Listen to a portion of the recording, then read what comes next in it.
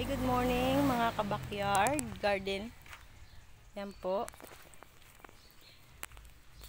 Video po kami ng panibago po namin tanim. Ito po yung sa kabila po. Yan po, naumpisa na po namin. Ang silaw na po ang tanghali na.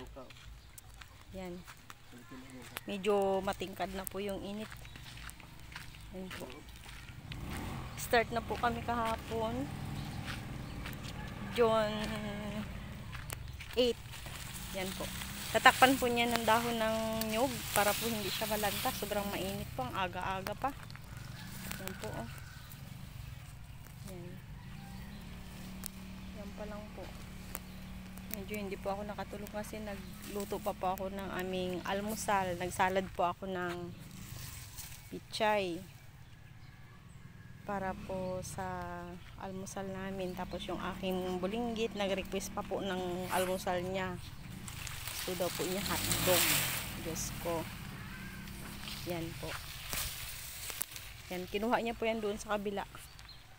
Yung kabila po, tapos na po namin ito po. Yan yung pinagpunlaan po namin nung nakaraan. Yan po. Nataniman na rin po namin. Na-arrange na po namin yung tanim. Yan. So marami pa po kami itatransplant. Tsaka yun. Tsaka yan. At tsaka po dun sa dulo.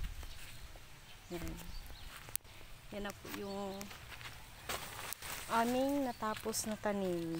Meron na po siyang shade ng dahon ng nyug. Kaya sobrang init.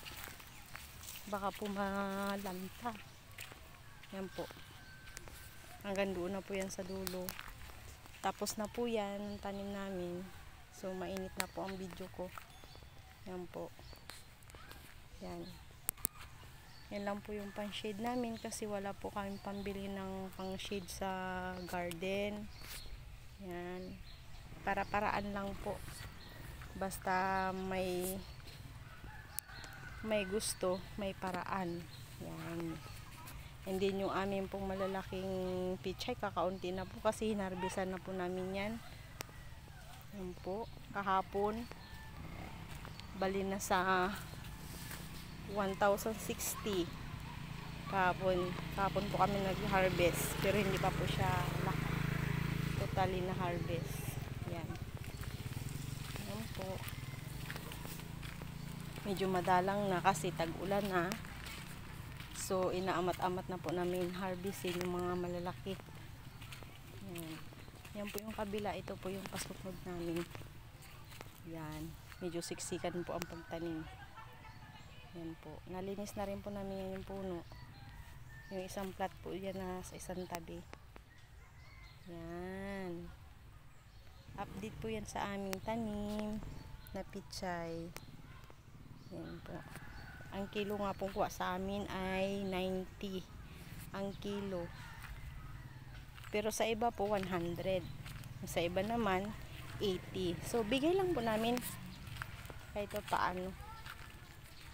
Basta po hindi naman po kami totally lugi. Yan. Tapos yung mga reject binibigay po namin. Nagugulay naman po yan. Yung medyo may mga punit-punit ang dahon. So bigay lang po yan sa mga kapitbahay po namin. Sino may gusto.